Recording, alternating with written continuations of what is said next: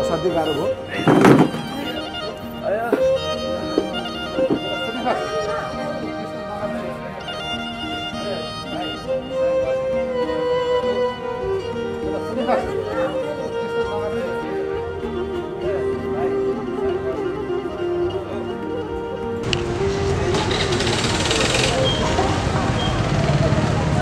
लेभलले माथि चाहिन्छ।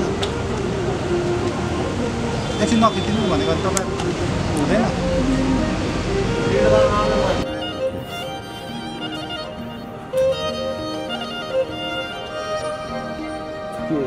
असाध्यै गाह्रो भयो। तपाईँहरूको त गाह्रो भयो।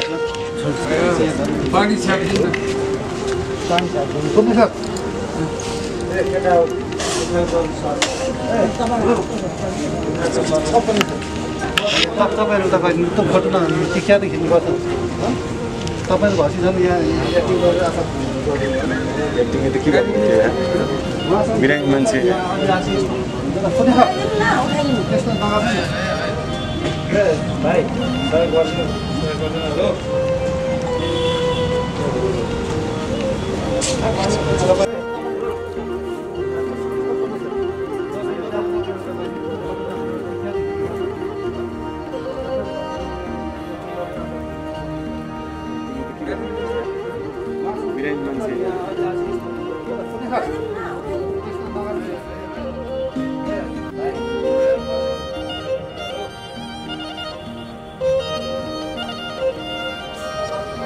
गृहमन्त्रीज्यू, प्रधानमन्त्रीज्यू हिम्मत छ भने पुण्य गौतमलाई गिरफ्तार गरेर देखाए हुन्छ।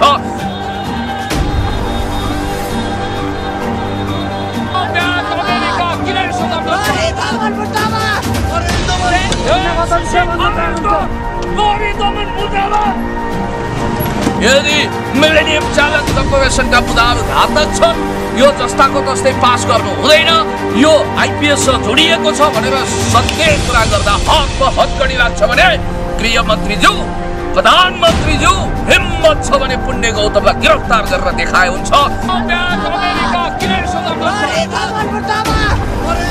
पछिल्लो समय मिलेनियम च्यालेन्ज कर्पोरेसन एमसीसी जुन नेपाल सरकार र अमेरिकी सरकार बीचको एक कम्प्याक्ट सम्झौता अहिले नेपालमा निकै विवादित बनेको छ। यसलाई नेपाल सरकार र ठुल्ठुला राजनीतिक प्रतिपक्ष दलहरू घाउरो पारामा पास गर्न लागि परेको देख्दा सर्वसाधारण जनता र बुद्धिजीवीहरू कतै हाम्रो देश नेपाल त अफगानिस्तान इराक हुने त होइन भनेर एउटा चिन्ता व्यक्त गरिरहेको अवस्थामा यस विषयमा आज हामीसँग कुराकानी गर्नको निम्ति युवा नेता पुण्य गौतम जोडिनु भएको छ। पुण्य सर, यहाँलाई सम्पूर्ण मिडियामा स्वागत छ। हजुर, हृदय खोलेर धन्यवाद दिन चाहन्छु यति गहन राष्ट्रिय महत्त्वको विषयमा जुन ढङ्गले डिस्कोर्स गराउन चाहनु भएको छ।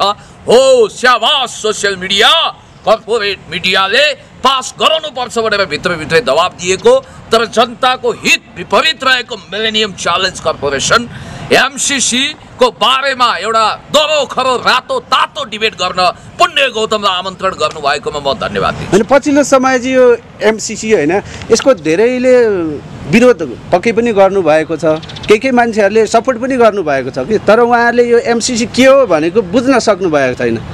उहाँहरूलाई पहिला यस विषयमा बुझाइदिनु पर्यो हजुरले। पहिलो कुरो त अब पैसा देखेपछि महादेवको त्रिनेत्र, अनि त्यसपछि तपाईलाई थाहा छ कि पैसाको लागि जे पनि गर्ने सामदाम दण्डभेद नीति अपनाउने, देशको राष्ट्रिय अस्पताललाई धरौटीमा राख्ने, नेपालको राष्ट्रिय स्वाधीनतालाई नि धरापमा राख्ने, त्यसपछि जस्तासुकै विदेशी परियोजनालाई पनि आँखा चिम्लेर साइन गर्ने, चाहे हिजो स्ट्रक्चरल एडजस्टमेन्ट प्रोग्रामको कुरा गरौँ, वर्ल्ड ब्याङ्कले अगाडि सारेको, चाहे डब्लुटिओ का सबै शर्तहरू स्वीकार गरेको कुरा गरौँ, चाहे आइएमएफ को असमान र नेपाल विरोधी अथवा थर्ड वर्ल्ड कन्ट्री विरोधी बुदाहरूलाई एक्सेप्ट गरेर ऋण अनुदान स्वीकारेको कुरा गरौँ, चाहे वर्ल्ड ब्याङ्कको कुरा गरौँ, चाहे म तपाईँलाई भन्दैछु एसियन डेभलपमेन्ट ब्याङ्कको कुरा गरौँ, जुनसुकै कुरा गरे पनि नेपालको राष्ट्रिय अस्मिता, राष्ट्रिय हित र राष्ट्रिय गौरव विपरीत आएको प्रकारान्तरले मिलेनियम च्यालेन्ज कर्पोरेसन भनेको आइपीएस इन्डो पेसिफिक स्ट्राटेजीसँग सालसाल जोडिएको एउटा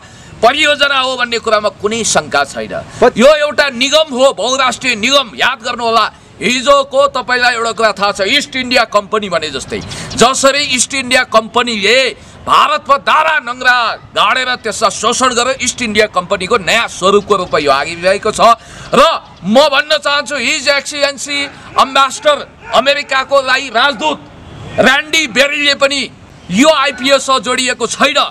यो मिलेनियम च्यालेन्ज कर्पोरेसन भनेको इन्डो पेसिफिक स्ट्राटेजीसँग जोडिएको प्रोग्राम होइन। त्यस कारणले गर्दाखेरि यसलाई पास गर्नुपर्छ, यो विकासको परियोजना हो भनेर भनिरहनु भएको छ। म स्पष्ट रूपमा तपाईँलाई भन्न चाहन्छु, तर उहाँहरूलाई म सम्झाउन चाहन्छु तत्कालीन रक्षा मन्त्री कोलिन पावेलले के भन्नुभएको छ, न्युयोर्क टाइम्स आर्टिकल लेखेर इन्डो पेसिफिक स्ट्राटेजीसँग मिलेनियम च्यालेन्ज कर्पोरेसन आइपिएससँग जोडिएको छ भनेर स्पष्ट रूपमा खुलाउनु भएको छ। त्यसै गरी हेभियर पेरेज द क्वेयर, जसको नाम तपाईँले पक्कै सुन्नुभएको होला, संयुक्त राष्ट्रसङ्घका पूर्व महासचिव, उहाँले त बडो स्पष्ट ढङ्गले क्याटेगोरिकली इन्टरनेसनल हेराल्ड ट्रिब्युनमा 1 पेज लामो आर्टिकल लेखेर मिलेनियम च्यालेन्ज कर्पोरेसन अमेरिकी सुरक्षा सैन्य रणनीतिको हिस्सा हो भनेर अभिव्यक्त गर्नुभएको छ। तत्कालीन विदेश मन्त्री कोन्डालिजा राइसले तपाईलाई थाहा छ अल जजिरामा दिएको इन्टरभ्यूमा अमेरिकाको हिडन स्वार्थ अन्तर्गत मिलेनियम च्यालेन्ज कर्पोरेसन अगाडि बढेको भन्ने कुरा स्पष्ट गर्नुभएको छ। तपाईलाई रोक्न चाहे पछिल्लो यो 5 वर्षीय एमसिसी सम्झौता जुन यसले फोकस गरेको चाहिँ विद्युत प्रसारण लाइनको स्तर उन्नति र सडकको स्तर उन्नति भनेको छ कि तपाईहरु के विकास विरोधी हो? कतिले त यो तर्क नि राख्न थालिसके नि। अरे बाबा, म तपाईलाई भन्छु, एउटा माडवारीले भोज दिएछ, खिर खुवाइदिएछ गरिब बस्तीमा लगेर, अनि खिर त सबैले खाए, मुख फड्कावी फड्कावी जिब्रो फड्कावी फड्कावी गर्दै खाए। बेलुका सबलाई झाडा पखाला लागेछ। 1 लाखको खिर खुवाएको 10 लाखको औषधि खानु परेछ। त्यो औषधि चाहिँ त्यही सेठ साउजीकै कम्पनीबाट बनेको मात्रै खरिद गर्नुपर्ने रहेछ। यसरी तपाईँलाई एउटा कुरा भन्न चाहन्छु, केही रकम खर्चिएर नेपालको राष्ट्रिय सार्वभौम सत्तालाई क्याप्चर गर्ने गरी, नेपाललाई अन्तर्राष्ट्रिय शक्ति केन्द्रहरूको परेड ग्राउन्ड बनाउने गरी, नेपालमा एक हिसाबले भन्नुपर्दा द्वन्द्वको अर्को कुरुक्षेत्र बनाउने गरी जसरी अहिले अभ्यास गरिएको छ, खबरदार देशी विदेशी प्रतिक्रियावादी षड्यन्त्रकारीहरू नेपालको असंलग्न परराष्ट्र नीति, पञ्चशीलता र स्वतन्त्र परराष्ट्र नीति विरुद्ध खडा भएको मिलेनियम च्यालेन्ज कर्पोरेसन, जसका बुदाहरू 101 घातक छन्, ती बुदाहरू सहित एमसिसी कुनै पनि हालतमा पास हुन सक्दैन। जस्ताको तस्तै एमसिसीलाई हामीले भन्नै पर्छ, मुर्दाबाद, नो एमसिसी। र तपाईले एमसिसी मुर्दाबाद भन्दै गर्दा हिजो एउटा गृह मन्त्रालयले नोटिस जारी गरेको थियो, जसले एमसिसी को विरुद्धमा प्रचारबाजी गर्छ त्यसलाई करापजाप गर्छौं भने तपाईलाई डर लागेन भने? नजिकै केको डर? अछ्यौ खायो बछ्यौ खायो जुसे बारुलो सुने हुन्छ जासुसहरुले, सुने हुन्छ देशभक्त बर्दिवाल भनेको प्रहरी मित्रहरुले, जो उहाँहरू सरकारी जागिरै हुनुहुन्छ, बर्दीको सेवा गरिरहनु भएको छ। र गृह मन्त्रालयले जुन नोटिस जारी गर्नुभएको छ, गृह मन्त्रालयका पदाधिकारीहरूलाई भन्न चाहन्छु, नेपाल सरकारका मन्त्रीहरूलाई भन्न चाहन्छु, गृह मन्त्रीलाई भन्न चाहन्छु, प्रधानमन्त्रीज्यूलाई भन्न चाहन्छु, हुन त उहाँहरू इन्डो वेस्टको लाड प्यारमा हुर्किनु भएको छ र यो कुरामा सायद नुनको सोझो गर्नु पर्ला। तर एउटा कुरा भन्छु, म देशभक्त हुँ, शिरमा कफन बाँधेर जननी जन्मभूमि स्वर्गादपि गरिएसी motherland are greater than heaven, हमारा देश स्वर्गभन्दा प्यारो हुन्छ भन्ने मान्यताका साथ पुण्य गौतमहरू अगाडि बढिरहेका छन्। देशभक्तहरू झुक्दैनन् छुक्दैनन् र झिँगाको शराबले डिगा मर्दैन। याद गर्नु होला, अछ्यौ खाए बछ्यौ खाए जुसे बारुलो। यदि मिलेनियम च्यालेन्ज कर्पोरेसनका बुदाहरू घातक छन्, यो जस्ताको तस्तै पास गर्नु हुँदैन। यो आइपिएससँग जोडिएको छ भनेर सत्य कुरा गर्दा हातमा हतकडी लाग्छ भने गृहमन्त्रीज्यू, प्रधानमन्त्रीज्यू हिम्मत छ भने पुण्य गौतमलाई गिरफ्तार गरेर देखाए हुन्छ। र मैले सुनिरहेको छु तपाईहरु जो कालो क्यामेरा लिएर यो सिनलाई अमर बनाइरहनु भएको छ, तपाईहरुलाई पनि करापजाप बनाउने रे। कसको के तागत छ? शेरबहादुरजी, जनताले जिताएर तपाईलाई शेरबहादुर बनाएका हुन्। जनताले चाहे भने तपाईलाई बाघबहादुर मात्रै होइन, स्यालबहादुर पनि बनाइदिन सक्छन्। याद गर्नु, यो प्रधानमन्त्री मात्रै होइन, अरु विपक्षी दलहरूले पनि खासै खुलेर सोशल मिडियामा कुनै कार्यक्रममा एमसिसी को विरोध गरेको पनि देखियो। होइन, तपाईलाई स्पष्ट रूपमा म भन्न चाहन्छु, सम्माननीय पूर्व प्रधानमन्त्री कमरेड माधव कुमार नेपाल, त्यसपछि कमरेड प्रचण्डले यो आइपिएससँग जोडिएको हुन सक्छ, त्यसकारण यसलाई अनुमोदन जस्ताको तस्तै गर्नु हुँदैन भनेर क्याटेगोरिकली भन्नुभएको छ। बरु केपी शर्मा ओलीज्यूको सबभन्दा नजिक रहेका दुई हस्तीहरू, कर्णबहादुर थापाजी आज प्राइम टाइम एसडीमा हेर्नुहोस्, उहाँले स्पष्ट रूपमा एमसिसी अनुमोदन हुनैपर्छ, संसदले पास गर्छ भन्नुभएको छ र 23 गतेको यो अधिवेशनमा हामी पेश गर्छौँ र त्यसलाई जसरी पनि पास गर्छौँ भन्नुभएको छ। विष्णु रिमालजी उहाँ प्रधानमन्त्रीज्यूको माइक मानिनुहुन्थ्यो, आँखा मानिनुहुन्छ। उहाँले पनि एमसीसी जस्ताको तस्तै पास गर्नुपर्छ भन्नुभएको छ। पूर्व प्रधानमन्त्री केपी शर्मा ओलीज्यूले केही अगाडि एमसीसीको विरोध गर्नेहरूले केही बुझेका छैनन् भनेर हाम्रो ज्ञान र चेतनालाई लल्कार्नु भएको छ। म भन्छु राष्ट्रवादको नक्कली राष्ट्रवादको खाडो जगाएर जनतालाई भ्रमित पार्ने, जनतालाई ऐरे गैरे र थुखैरे कुडा कर्कट धार पत्कर सम्झिनेहरूलाई हामी ओपन च्यालेन्ज गर्न चाहन्छौँ। पुण्य सर, तपाईँले एकछिन रोक्न चाहे। योभन्दा पहिला विगतमा पनि यस्ता एमसीसी जस्तै अरू सन्धि सम्झौताहरू पनि धेरै भएका छन् नेपालमा, जुन चाहिँ सन्धि सम्झौताहरू मन्त्री परिषदबाट हुन्थ्यो, तर एमसीसी चाहिँ किन संसदबाटै पास गर्नुपर्ने बताइदिनुहोस्। एउटा कुरो म तपाईँलाई भन्न चाहन्छु, यो डेमोक्रेटिक कन्ट्री हो कि होइन? हामीले रगत पसिना आँसु बगाएर दोस्रो जनआन्दोलनमा, पहिलो जनआन्दोलनमा भिडेर महान लोकतन्त्र प्राप्त गरेका हौँ। जनताको अभिव्यक्ति स्वतन्त्रता हुन्छ। हुन त त्यसो त के देशी विदेशी प्रतिक्रियावादीहरूको हात हातमा नाचेका अमेरिकन धारा पानीमै हुर्किएका केही मण्डलले पृष्ठभूमिका मान्छेले धमिलो पानीमा माछा मार्न सकिन्छ कि देशलाई रुवान्डा बनाउन सकिन्छ कि लडाइँ भिडाइँ मचाउन सकिन्छ कि the clash of civilization and remaking of old order written by Samuel P Huntington, त्यो घोकेकाहरूले जाति भाषा धर्म लिङ्ग समुदायको बिचमा काट्टो छिनो मचाउनको लागि कोसिस गरेका हुन सक्छन्। तर छाती पिटेर पुण्य गौतमले भन्न चाहन्छ हामी सच्चा देशभक्त हौँ। हामी यो देशको नेसनल सोभरेन्टी, टेरिटोरियल इन्टिग्रिटी, इन्डिपेन्डेन्सीलाई तलमाथि पर्न दिँदैनौँ। असंलग्न परराष्ट्र नीति पक्नुहोस्। एकछिन तपाईँको मुख एकदम सल्लो लागिरहेको छ, म केही जवाफ कम्प्लिट गर्न चाहन्छु। र कुनै पनि हालतमा नेपालले अन्तर्राष्ट्रिय द्वन्द्व थ्याक्न सक्दैन। हाम्रो तटस्थताको नीति हामीले गुमाउनु हुँदैन, किनभने हामी भारत र चीनको बिचमा छौँ। हामीले इक्वी प्रक्सिमिटीको नीति अपनाएका छौँ। समसामीप्यताको नीति हामी कतैतिर ढल्किँदैनौँ, कल्टिँदैनौँ। शीतयुद्धकालदेखि नै हाम्रो त्यो अडान इन्ट्याक्ट छ। र म फेरि पनि भन्न चाहन्छु, चाइनाको बेल्ट एन्ड रोड इनिसिएटिभ BRI-लाई बिथोल्नको निम्ति नेपालमा किल्ला गाडेर यो देशलाई अर्को रुवान्डा बनाएर प्रकारान्तरले चीनलाई घेरघार गर्नको निम्ति स्ट्राटेजिक ब्यालेन्स सहित आएको यो जुन कम्प्याक्ट प्रस्ताव छ, जुन यो अहिले जसरी आएको छ, त्यसको विरोध नगर्नु रे। अरे बाबा, विदेशी एजेन्टहरू, देशी विदेशी प्रतिक्रियावादीहरूले छोडेका छौडाहरूलाई म ओपन च्यालेन्ज गर्न चाहन्छु। ख्याल गर्नु, जनता भनेका जनार्दन हुन्, जनता भगवान हुन्।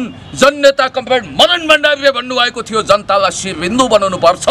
हामी देशभक्त समाजवादीहरू, हामी देशभक्त कम्युनिस्टहरूले कुनै पनि हालतमा राष्ट्र विरोधी कुनै पनि प्रस्तावलाई पास गर्न दिँदैनौँ। सामाजिक सञ्जालबाट एउटा एमसीसीको विरोधमा बुलन्द आवाज उठाइरहँदा तपाईँहरू सडक आन्दोलनमा जाने कि नजाने? अब म तपाईँलाई भन्छु, पुण्य गौतमहरू विगतमा पनि सडकमा आवाज बुलन्द गर्दाखेरि यहाँ कटवासका लट्ठीहरू भाँचिएको तपाईँलाई थाहा छ।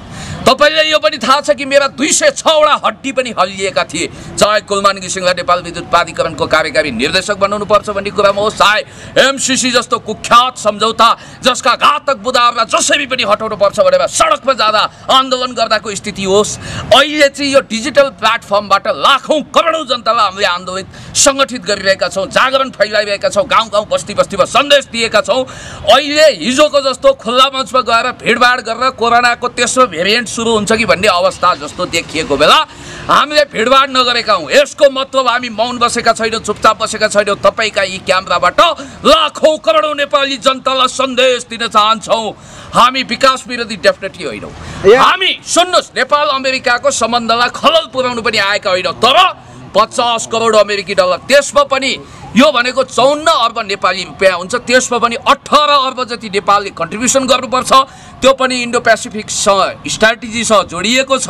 र अर्को कुरा, नेपालको संविधानभन्दा माथि हुने नेपालको कानुन, बरु बाजिँदाखेरि कानुन निष्क्रिय हुने, बौद्धिक सम्पत्तिमाथि नेपालको अधिकार नलाग्ने, त्यति मात्रै होइन, योजना नेपालले बनाउने, भारतले त्यसलाई स्वीकृतिको टाँचा लगाएर अमेरिकाले अनुमोदन गर्ने, उसले चाहेमा परियोजना बन्द गर्न सक्ने, तर हामीले केही गर्न नसक्ने आइपिएस इन्डो पेसिफिक स्ट्राटेजीसँग सालनाल जोडिएको यो परियोजना जसरी श्रीलङ्काका all time best legendary prime minister Mahendra Rajapaksa जसले लिबरेसन टाइगर्स अफ तमिलिलमको विद्रोहलाई समन गर्नुभएको थियो, उहाँले नो थ्याङ्क्स भन्नुभएको थियो। मङ्गोलियाको दुबईको उदाहरण दिएर नेपाली जनतालाई हिप्नोटाइज गर्न पाइँदैन। र यो जुन देशी विदेशी प्रतिक्रियावादीहरूको कल्लो खाएर झुसिलो डकार, राष्ट्रियता विरोधी डकार डकार्नेहरूले हामीलाई ट्युसन पढाउनु पर्ने जरुरी छैन। 795 पेजको डकुमेन्ट अद्योपान्त अध्ययन गरेर पुण्य गौतम एउटा निष्कर्षमा पुगेको छ कि मिलेनियम च्यालेन्ज कर्पोरेसन घातक छ। एक दिन रोक्न चाहे, यहाँ आम जनताहरूले एउटा बुझ्न नसकेको, एउटा एमसीसीकै बुदाभित्र समेटिएको एउटा अमेरिकाको हकमा रहनेछ। तर यो बौद्धिक सम्पत्तिको सूची कता घुम्यो के दर्शक या सर्वसाधारणले बुझ्नै सक्नु भएन। बौद्धिक सम्पत्ति भने तपाईँको बुवा आमाले तपाईँलाई अंशबन्डा गरेर दिने जग्गा वा घर होइन। अर्थात् तपाईँले यो बुझाउन चाहन्छु कि तपाईँले रगत पसिना आँसु एकट्ठा गरेर आर्जन गरेको खन खन गनेर लिने पैसा होइन। यसलाई तपाईँले के भन्न सक्नुहुन्छ भने यो एउटा राष्ट्रिय सम्पत्ति हो। राष्ट्रिय सम्पत्ति हो र हाम्रो कुनै प्लान्टप्रति कुनै त्यस्ता वस्तुप्रतिको हाम्रो विशेष सांस्कृतिक सम्पदाप्रतिको हाम्रो विशेष अधिकार हुन्छ, त्यसैलाई भनिन्छ। यो विषयमा फेरि डिबेट गरौँला। एउटा कुरा म भन्न चाहन्छु, फतिमा सुमार अब आउँदैछन् सरर प्लेन चढेर नेपालको एयरपोर्टमा उभिँदैछन्। हुन त नेपाल सरकारले विवादास्पद 11 बुँदाको विषयमा के गर्ने भनेर एउटा चिठी पनि पठाएको छ। त्यसको जवाफ आउनुपर्छ, जवाफ दिनै पर्छ। त्यसलाई हटाउँछौँ भन्ने प्रतिबद्धता अमेरिकी सरकारले व्यक्त गरेको छैन। यसलाई फेरि एउटा बाध्यात्मक अवस्था के छ भने यसलाई ट्रिटी सरहनी सन्धि सरहनी अगाडि बढाउने हुनाले यसलाई संसदले पास गर्नुपर्ने एउटा बाध्यता छ।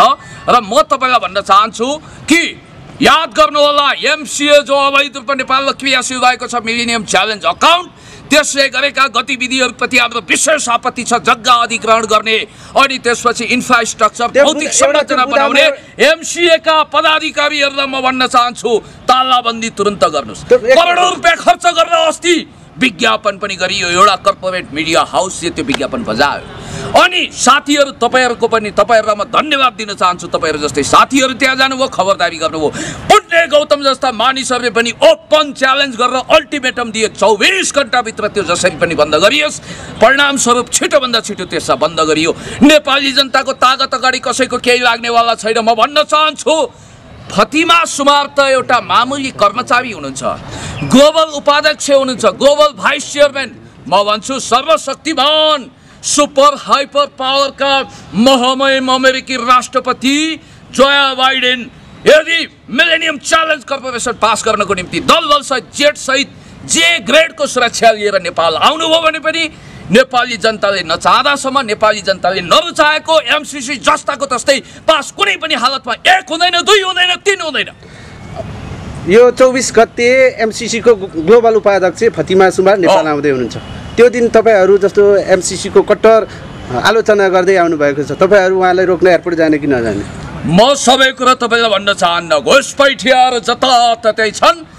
बाजका जस्ता आँखा भएका, चिलका जस्तो चण्डाल सोच भएकाहरूले जासुसहरूले हाम्रो लोकेसन ट्र्याक पनि गरेका छन् र हाम्रो सबै स्ट्रेटेजी हामी खुलाउन चाहँदैनौँ। हामी के गर्छौँ त्यो छोडिदिनुहोस्, तर एउटा कुरा ख्याल गर्नुहोस्, पुण्य गौतमहरू जस्ता देशको पक्षमा, जनताको पक्षमा, विकासको पक्षमा, समृद्धिको पक्षमा अन्याय अत्याचार भ्रष्टाचार विकृति विसङ्गति विरुद्ध बुलन्द आवाज सहित शिरमा कफन बाँधेर मैदानमा ओरिएका योद्धाहरू अब एमसिसीलाई खारेज नगरेसम्म चैनको निन्द्रा सुत्नेवाला छैनन्, घर फिर्ता आउनेवाला छैनन्। हामी एमसिसीलाई कुनै पनि हालतमा एज इट इज पास हुन दिँदैनौँ। यो कुरा ढुक्क हुनुहोस्। फतिमा सुमार त के हुन्, मैले तपाईँलाई भनिहालेँ। जोया बाइडेन यदि नेपाल आए, सिआइए को चिफ आए भने पनि यो कुनै इन्द्रेका बाउचन्द्रे कुनै बारातको टाङाले एमसिसी पास गर्न सक्दैन जस्ताको तस्तै यो मेरो ओपन च्यालेन्ज भयो। यो नेपाली जनताको भोइस हो। सर एउटा क्वेसन उठाउन चाहे। ठिक छ।